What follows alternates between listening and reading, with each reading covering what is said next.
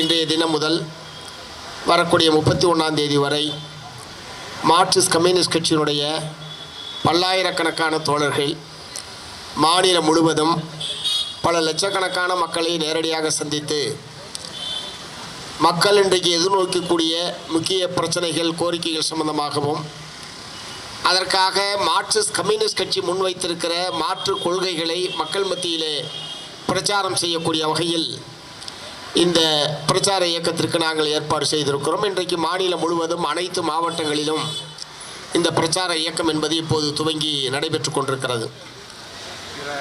விடுதலை பெற்று 80 ஆண்டுகள் ஆனதற்கு பிறகும் இந்தியாவுடைய பெரும்பகுதி மக்களுடைய கனவுகள் எதிர்பார்ப்புகள் நிறைவேற்றப்படாத ஒன்றாகத்தான் இருந்து கொண்டிருக்கிறது.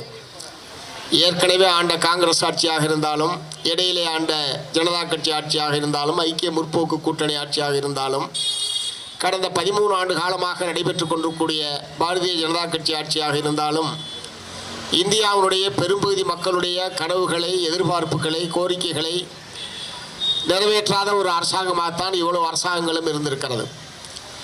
அதுவும் குறிப்பாக இந்த 13 ஆண்டு காலமாக மத்தியிலே ஆட்சி பொறுப்பில் இருக்கிற பாரதிய ஜனதா கட்சி மக்களுடைய கோரிக்கைகளை எல்லாம் பின்னுக்கு தள்ளி அதை பற்றி கவலைப்படாமல் தங்களுடைய சொந்த நிகழ்ச்சி நிரலை அமுல்படுத்துவதிலே தான் அவர்கள் ஆர்வமாக இருக்கிறார்கள்.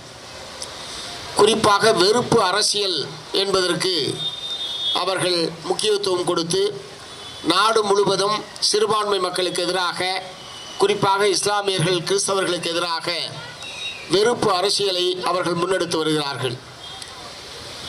இந்துக்களை பாதுகாக்கிறோம் என்கிற பெயரில் இத்தகைய கொடூரமான தாக்குதலில் ஈடுபடுகிறார்கள்.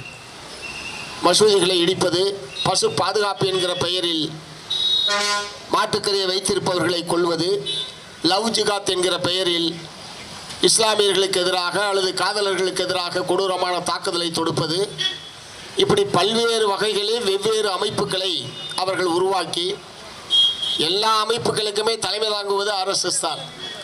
எல்லா அமைப்புகளையும் வழிநடத்துவது RSS தான். ஆனால் ஒவ்வொரு பிரச்சனைக்கும் ஒவ்வொரு அமைப்புகளை உருவாக்கி நாடு முழுவதும் கலவரங்களை திட்டமிட்டே உருவாக்கக்கூடிய ஒரு கூட்டமாக இந்த கூட்டம் என்பது இருந்து கொண்டிருக்கிறது. இஸ்லாமியர்களுடைய குடியிருப்புகளை இடிப்பது அல்லது தேவாலயங்களை இடிப்பது, தேவாலயங்களில் பிரார்த்தனை நடைபெற்றுக் கொண்டிருக்கும் போது உள்ளே புகுந்து கலவரத்தை